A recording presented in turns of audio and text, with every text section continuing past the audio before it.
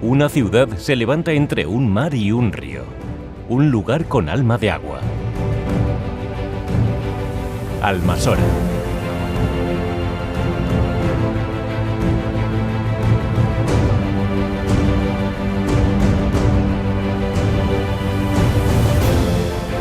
Almasora se extiende junto al Mijares. La ermita de Santa Quiteria y el puente medieval nos hablan de una vida construida en torno al río.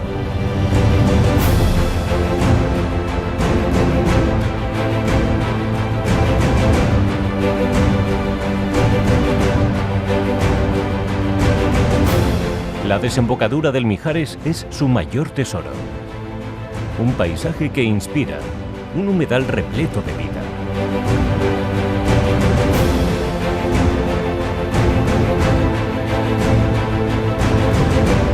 Una vida que también llega hasta el mar. Las playas de Almasora son naturaleza y pura esencia mediterránea.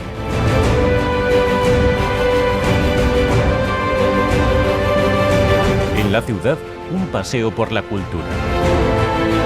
Y huellas de otros siglos, pórticos, la vila y la alta iglesia parroquial de la Natividad. Un paseo por la Almasora más histórica. Almasora también es gastronomía, y la más conocida, sus calderas.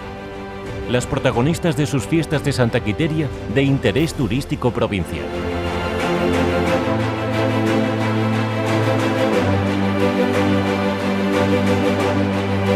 De agua dulce y salada.